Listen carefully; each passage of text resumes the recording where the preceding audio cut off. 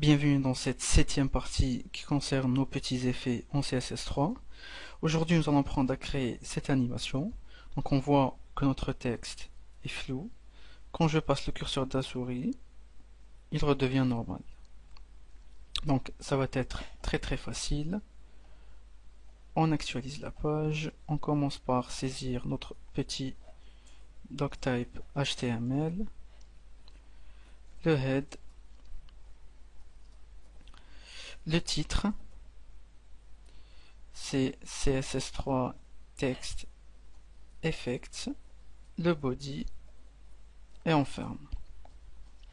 Comme d'habitude, on va créer notre classe content et à l'intérieur un petit titre en H2 et on va dire new design. Donc si on actualise, on a notre texte qui apparaît. On va créer le style entre le head et le head. Donc le content H2, on va lui donner une font size de 100 pixels et une petite couleur transparente. Donc il va disparaître comme ceci. On va lui appliquer le texte shadow. Il va être de 0px, 0px, 10px pour le flou, l'intensité du flou, et RGBA qui va être 0, 0, 0 et 0.4. Donc je vous explique rapidement. En ce qui concerne l'RGBA, c'est le red, green, blue et le A c'est pour alpha. Donc on voit en ce qui concerne le rouge, le vert et le bleu sont à 0. Et pour le alpha, on va jouer de l'intensité de la transparence. Donc on voit que le texte il est en transparent et ici on va mettre l'intensité de la transparence. Donc 0,4 il va être plus ou moins transparent. Donc s'il est égal à 1, il va être opaque, il va apparaître entièrement. Donc je vous montre le résultat.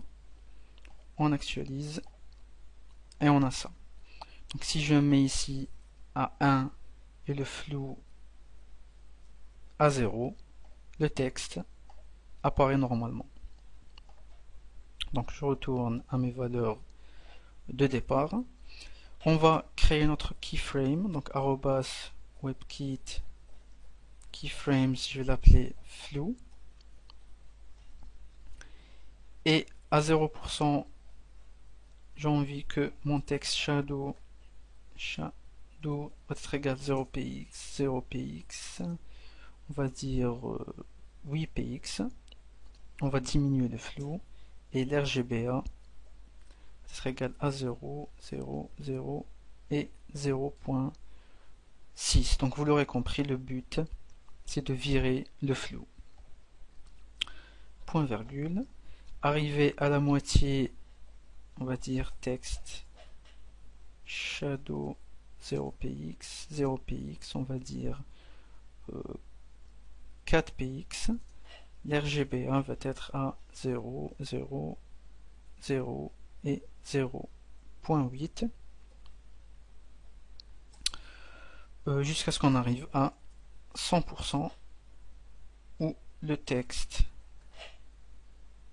shadow va être égal à 0px, 0px, 0px aussi, donc on va virer entièrement le flou, et l'RGBA 0, 0, 0 et 1. Parfait. Donc l'animation, on ne va pas l'appliquer directement sur notre H2, donc on va l'appliquer à notre hover, c'est-à-dire quand l'utilisateur survole notre petit titre. Donc 2 points hover. Parfait. Donc WebKit animation, elle se nomme flou.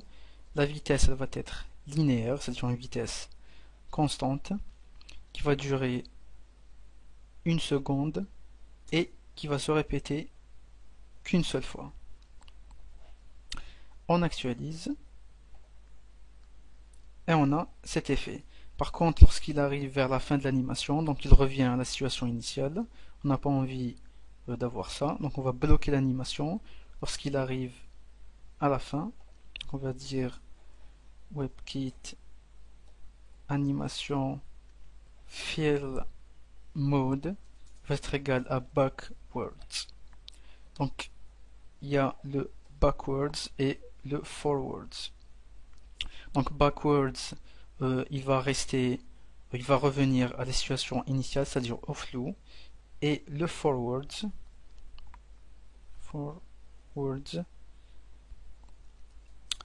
il va s'arrêter vers la fin de l'animation. Donc c'est ce qu'on veut.